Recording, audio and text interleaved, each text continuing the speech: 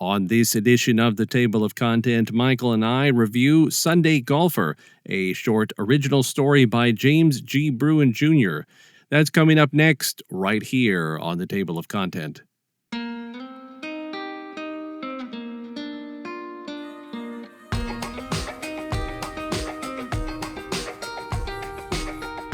Thank you so much for tuning in to this edition of the Table of Content.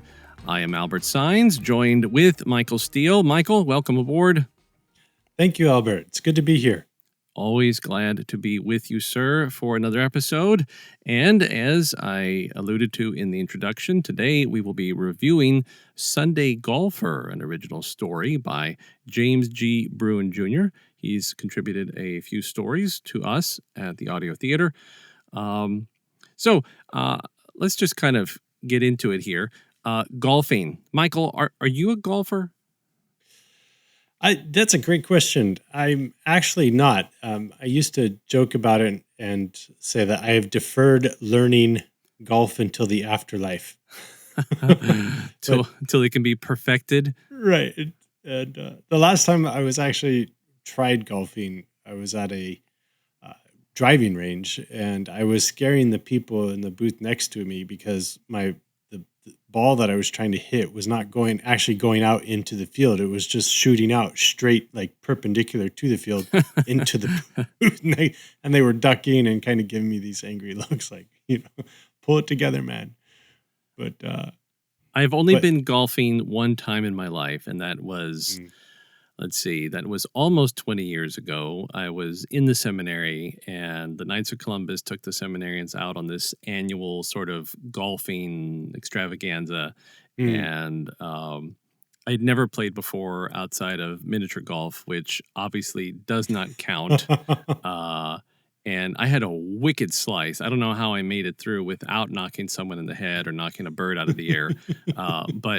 I played the one time. It was enjoyable because it was just sort of, there was no commitment to it. It was just basically go out and have fun.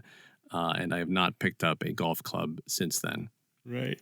It sounds like we have about both the same level of expertise in the subject of golf.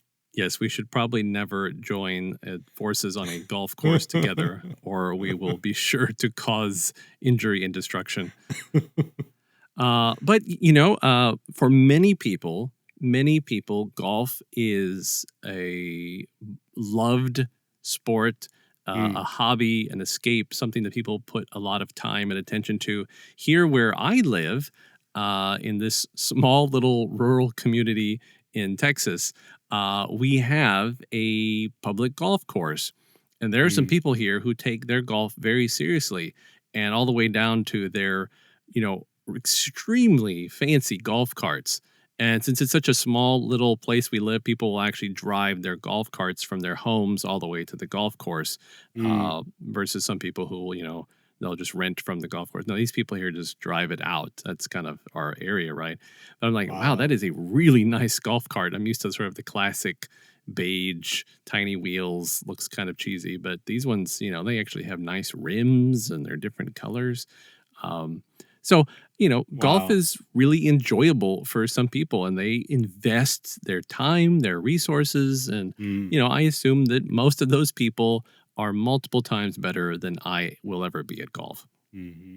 Yes. Practice makes perfect, right? Right. Just keep on swinging. But in this story, in Sunday Golfer, we have a fellow whose name is Will Duffy. And we learn that he is a lover of golf. He makes the statement that he kind of slips in that I think we're supposed to sort of pay attention to.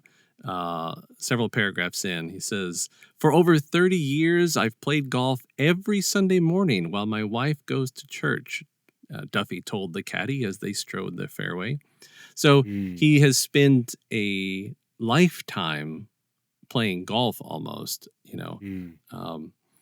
so that's sort of the synopsis. We have this Will Duffy, and he's out playing golf, and as far as we know, it's another outing for him. But things sort of start to become apparent that something's awry. So I'll let you pick up from there. Sure. You always have to admire the writing in a short story because there's such an economy of words, and you have to tell the story as well as a backstory in a very short amount of time. And reading through the script here, it's only 2 pages long, and yet there's a beginning, there's the tying of the knot, the untying of the knot, and the conclusion. And that's this particular line that points to that backstory, right? He's played golf for over 30 years, but the point of the story is he's played golf on Sunday while his wife went to church. And so it's a tale of choices and the playing out, no pun intended, of those Of course, choices. right. Of those choices. And what he has chosen to dedicate his leisure time to. And I'm not advocating that all leisure is bad, but there's sort of a qualitative superior element to worship versus playing golf. No offense to avid golfers out there. Of course. The concept of rest and finding ways to rest and rejuvenate yourself and to find pleasure in life is an important thing.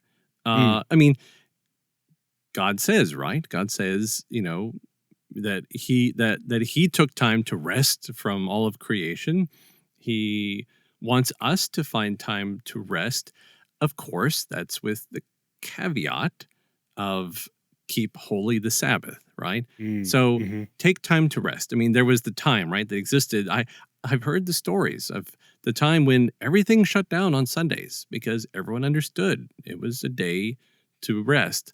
Now, Right. of course, we've sort of dwindled down to the Chick-fil-A's and the Hobby Lobbies and a few other places that are like, well, we're not open on Sunday, Right. But so it's supposed to be rest, and rest can be a game of golf, taking up 18 holes at the local country club, or the back Sure. nine or whatever you want to call it, Sure.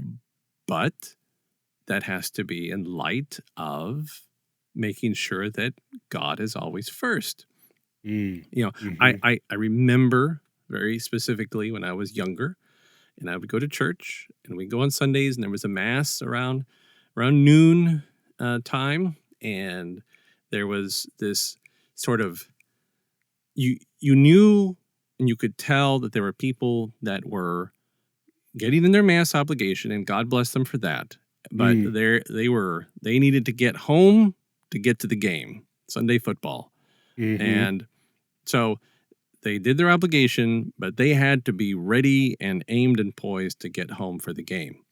Right. So I'm not condemning them. I'm not, coming down on anyone, but there's this obvious sort of, point of sports on Sundays.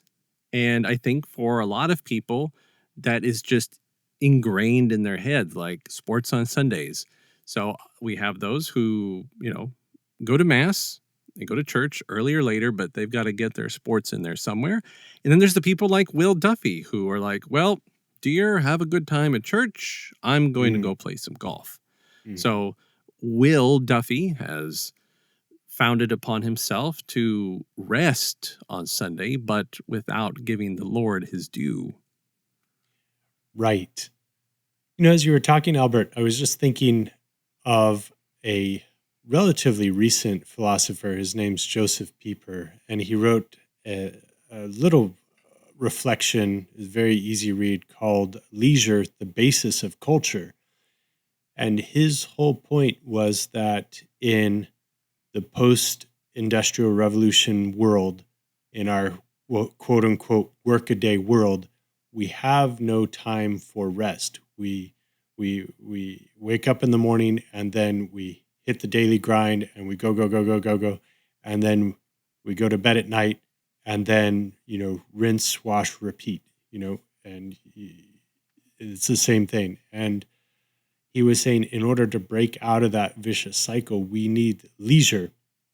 And then he defined leisure in very specific terms. It's not just, party dude. It's like, oh, it's the weekend, so let's party. Right. And this is how Right. we rest. No, he said leisure are those activities which contribute to the flourishing of our human personhood. The arts, the fine arts. So, going to a symphony conference, or even playing a game of golf.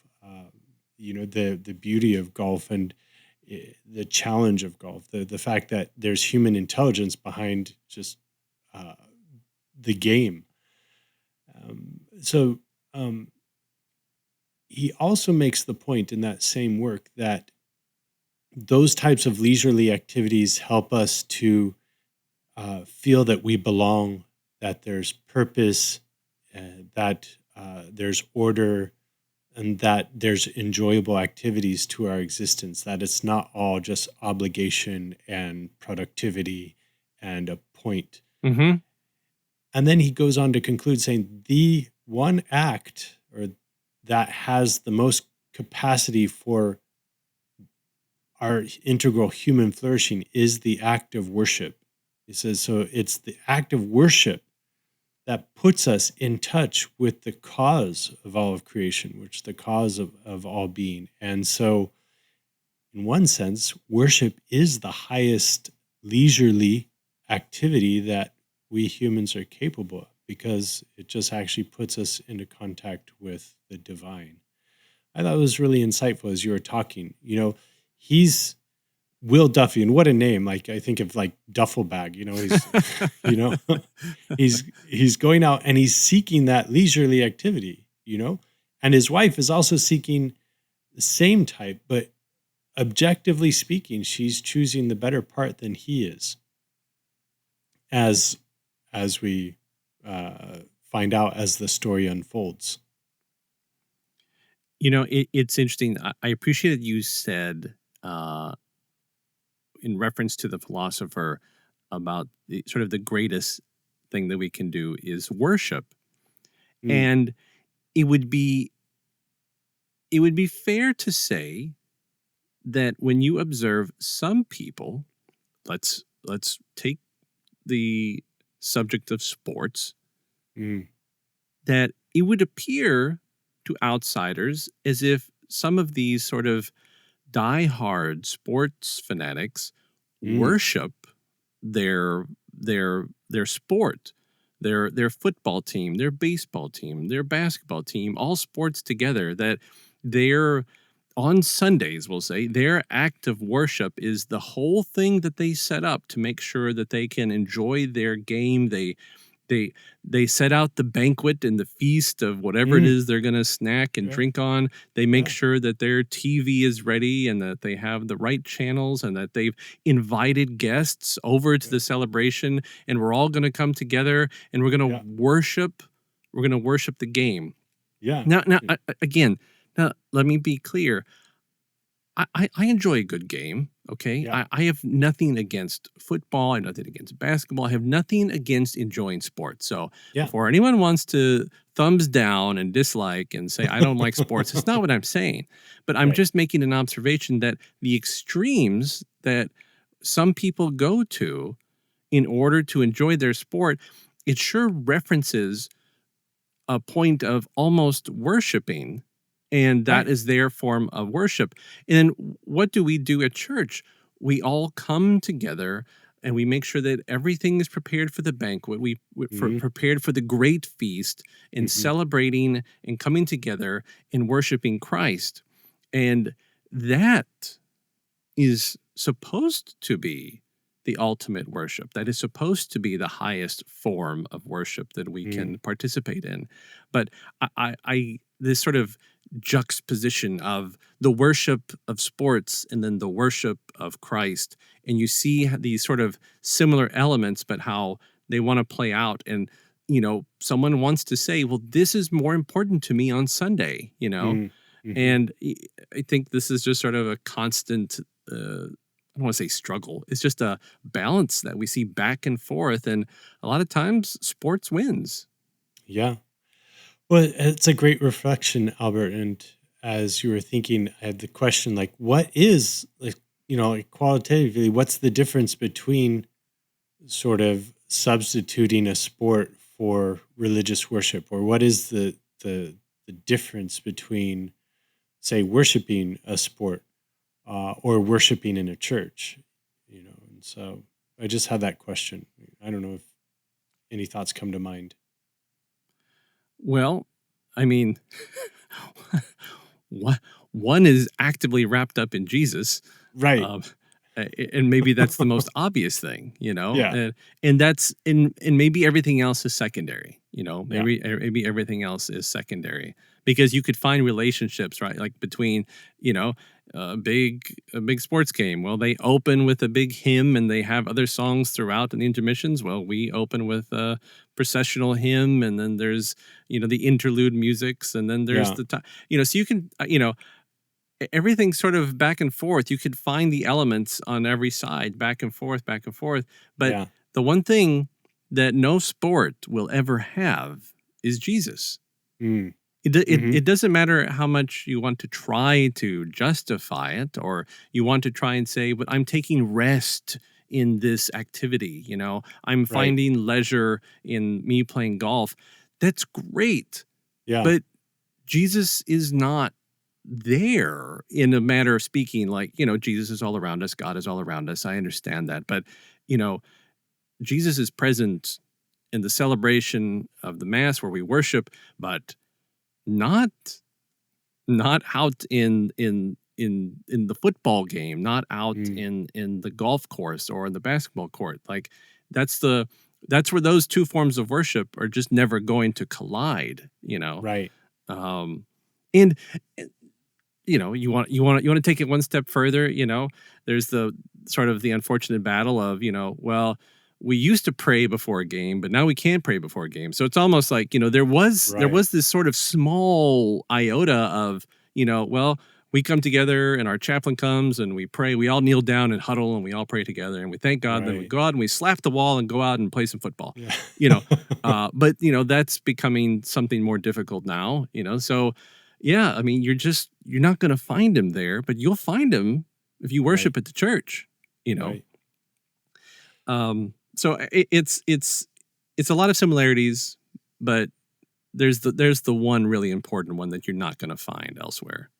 Right. Yeah. You have similarities in as much as there are rituals that we go through on both levels, but the one main difference, and I think you nailed it, is that one is a creature and the other is the creator. And I That's think great. That's as a excellent. Yeah.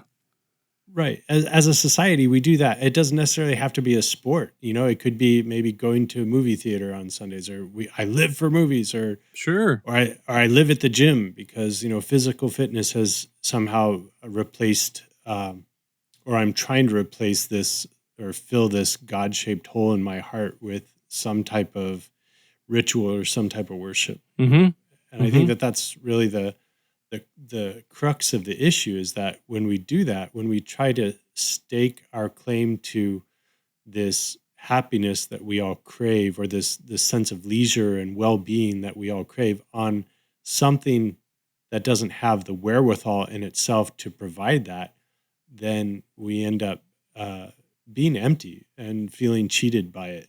I feel, I grew up in Southern California, and I remember having sort of a similar experience. The annual trip to Disneyland, and I'd look forward to this day. It'd be on the calendar for months and months and months. And then the day was here, and we were having this great time. We were going on these rides and having these great experiences, eating these, wonderful food. And then the day would come to an end, and then we'd wake up the next day, and it was a memory, and be like, okay, well, that was what I thought was, set the standard for happiness, is Right. now a memory. Mm-hmm. And similarly, I've heard of stories of, these athletes who win the Super Bowl, and they have that euphoria of winning, but then a couple weeks later, they ask these deeper questions like, well, is that all? Is it, what else is there? So, and I think that that's what our friend Mr. Duffy experiences. Right? Sure, sure, and that's a good segue for me because there's another part of the story which I think that we need to talk about, and I want to move into that point. So uh, we've established that Will Duffy is out playing golf on Sunday, and he takes a swing for his first hole, and he's looking for the ball, and then he finds out that he hit a hole in one, and Hmm. he's ecstatic, and he's dancing around the green. So if you try to imagine, just some middle-aged man dancing around a golf course. That's Will Duffy. Hmm. And then we go right into the second hole, and he hits it, and it cleared the trees, which were apparently an issue in the second hole.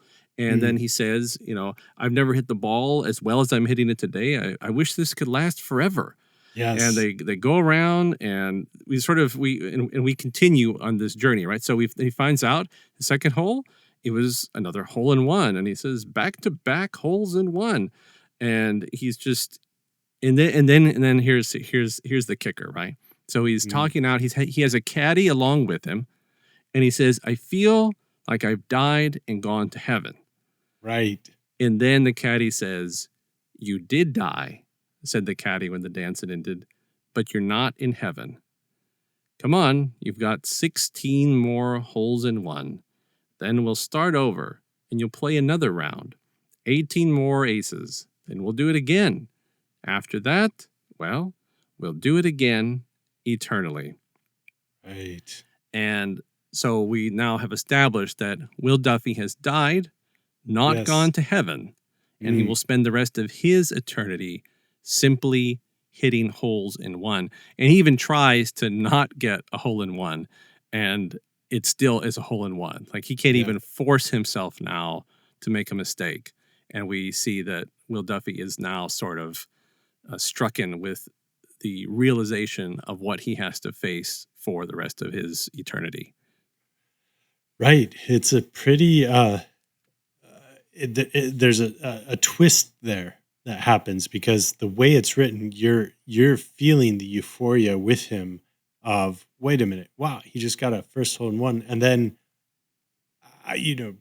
beyond all belief, he gets a second hole in one. I mean, what are the odds of that happening to anyone playing a normal round of golf? But this isn't normal, right?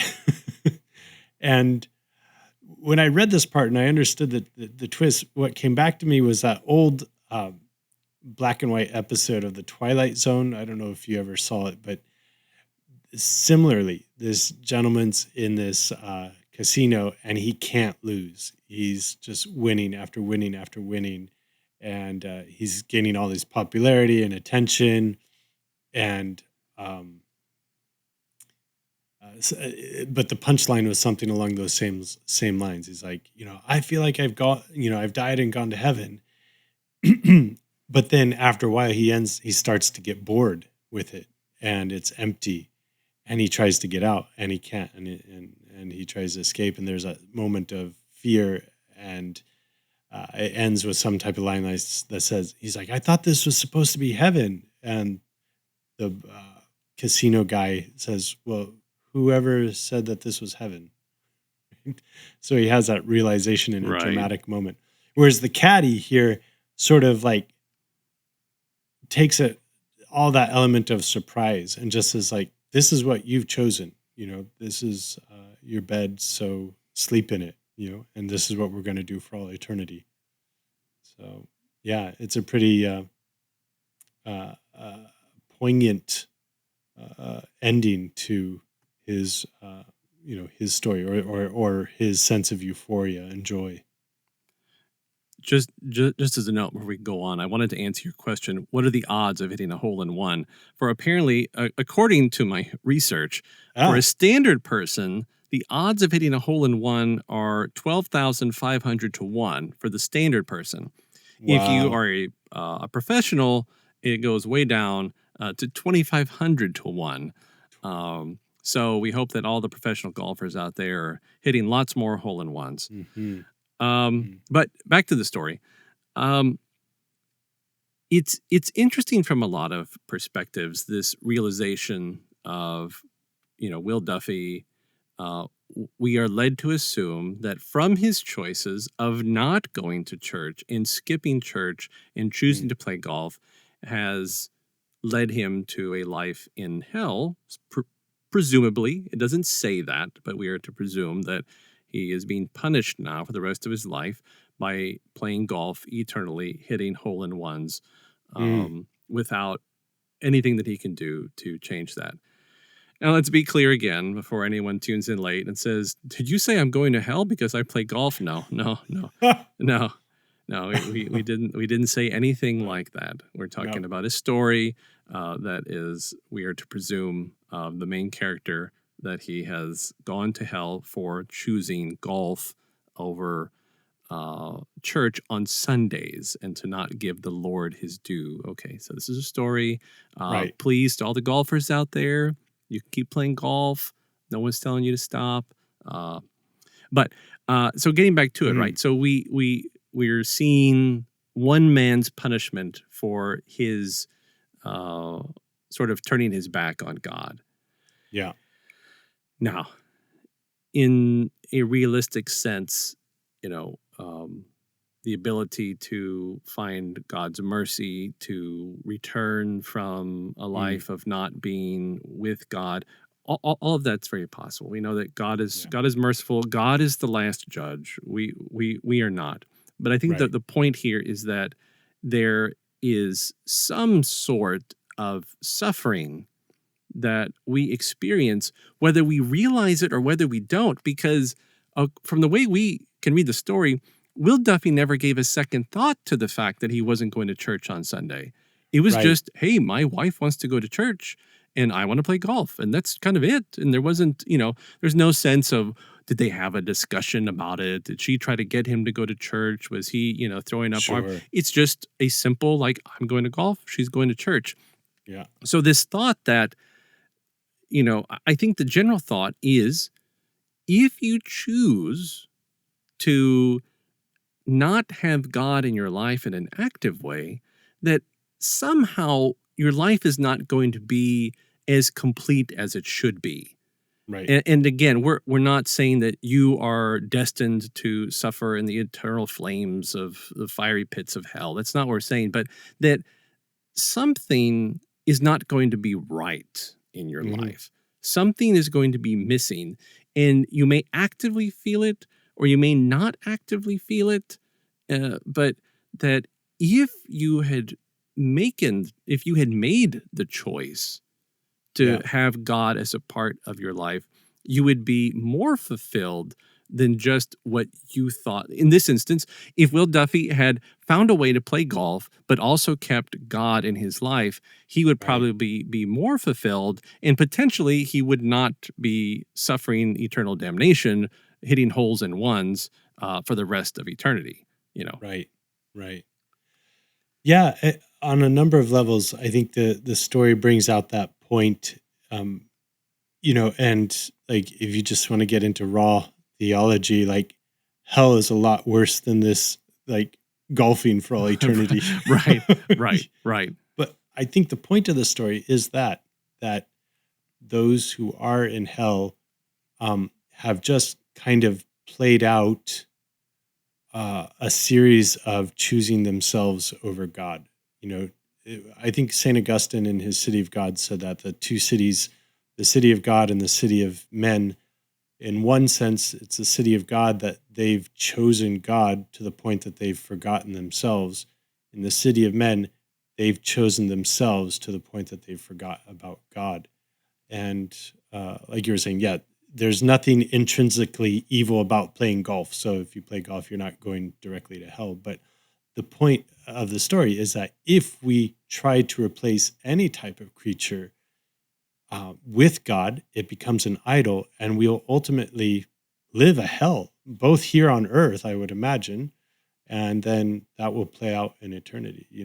I was always told, God never sends anyone to hell; people send themselves to hell, and and that's sort of true in that sense. We're seeking for happiness, but if we don't, uh, if we willingly turn our back on those opportunities to grow, and and like you were saying, taking into account God's mercy and his providence, and he's always, in our corner trying to bring us closer to himself. But if we reject those opportunities, that's sort of the natural consequence of playing that out, natural consequences of making those bad decisions. Right. But and the ironic thing is, as humans, we tend to think that these things will provide that absolute, perfect, unending joy and happiness that Absolutely. we That's right. crave, right? I'm thinking, the Old Testament, it's sort of like Esau sold his birthright for a moment of just, enjoying a meal. And that's sort of like analogously what we do all the time. We like, oh, let's choose this type of thing or that type of thing, and it's not God. Well, what happened to the Israelites, right? They were waiting and waiting and waiting. They're like, oh, we're gonna make our own God, and they make the molten calf, and God gets pretty mad. It's like don't do that. Right. Don't do that, because it's not going to turn out good. No, right. It never does, and it's not as if God is like this vindictive, suspicious, person who's out there and who's jealous of his divinity and wants to be worshipped, and forces us to worship him. No, it's just like, I feel he's a loving father who just feels like, oh man, like, don't choose that. Yeah. It's like, look, don't touch the stove while it's on. It's gonna burn you. Right. Oh wait, I told you. You went and touched the stove after I specifically told you not to do that. I told you you'd burn yourself. All right, let's try again, because God is willing to try over and over and over and over again for as long as we live, to get us to choose a life where he is front and center. But you were on a really great path there, and I want to kind of keep going there, because what do we do, right? We have expectations. Right? Because obviously people try really hard to fill the space in their heart that is specifically designed for God, or the space in their soul that's specifically designed for God. We actively try to fill it with all sorts of things. Now, the people will do everything it could be moral, it could be immoral. People will try all the things to fill that space. Now, a lot of people, they don't necessarily get to ever experience those things, but they're like, oh, if I just had, if I could just do, if I could. And what do we see with Will Duffy? He thought, probably in his illustrious 30-year golfing career on Sundays, that if I could get hole-in-ones, if I could hit the ball amazingly every time, for all those times that he hit the ball and it went into a sand trap, for every time he lost a ball in the bushes, for every time he was so over par that he just thought he was going to quit the game, all the times that he threw his golf clubs across the green, for all of those times he must have been thinking, if I could just play better, if I could just get a hole-in-one, if I could just play great golf all the time, if I could be a pro, super awesome golfer all the time, oh, how much happier I would be. Right. And then he gets it. He gets the opportunity. But then he realizes, not even so much, I think, that he's in hell, but that now he's going to play perfect golf, and something is not as exhilarating about it anymore. Right. Because there's nothing now there's nothing else to look forward to. There's no challenge. There's no, I'm going to get better. No, he's perfect now as far as golfing is concerned. Right. So what happens when we get that perfect thing that we say that we want? It's relatable to my children when they get a new gift or a toy. They are so adamantly excited about it for 48 hours. And then it has lost its luster, and my children will have more fun pretending and making make-believe world and putting on costumes. But that awesome, amazing, super toy that they were really excited about is no longer exciting. Right. Right. It's again that it's a creaturely temporal thing that provides a moment of joy or entertainment or novelty and sparks wonder, but then ultimately it's just a creature. It's limited. It's not the creator. And like similarly with my Disneyland experience, same type of thing. Wow, this is great. But then it's over the next day and it's a memory. But I was just thinking as you were talking, Albert, that even St. Ignatius of Loyola in his spiritual exercises has a meditation on the soul's experience of heaven as well as the soul's experience of hell. And that's it. The soul being eternal in heaven, every moment is like that. We're so filled with joy, so filled with happiness and peace and well-being. We think to ourselves, I just can't imagine how this can get any better. And then in the next moment, it does for all eternity. And conversely, in hell, soul is filled with despair, horror, disgust, suffering, and it thinks to itself, I just can't imagine how worse this could get. And then it does for all eternity. And that's kind of, it sort of points at the nature of who we are as spiritual individuals, as well as the objective world around us, that this world, as beautiful and wonderful and as lovely as it is, doesn't have the wherewithal in and of itself to make us completely, absolutely happy. And it's kind of I don't know, it makes life, like you were saying, it makes life beautiful, but it also makes us think like the stakes are high. And that's also an interesting point that the story brings out. The stakes aren't high anymore. There's no possibility of his making a mistake. It's set. This is what you chose. You chose a creature over the creator, and it doesn't have the wherewithal to make you happy. Right. So I really think that the story is well written and brings out a lot of sort of insights into that, the dynamic of who we are as human beings and what we're made for, ultimately, who we're made for, Jesus, as you mentioned earlier. It's a, you said it earlier, how it doesn't necessarily have to be a sport. It could be movies. It could be food. It could be music. It could be art. None of these things are intrinsically bad, but it's just it seems like it should be very obvious that, hey, outside of Jesus, when someone says too much of a good thing can be too much, like you can have too much of a quote unquote good thing, right? It can be detrimental to you. There's a reason that we cannot eat without stopping. Okay. We're not talking about, like the sin of gluttony here. We're just talking about you physically can't, or else you're going to cause damage to your body, Right.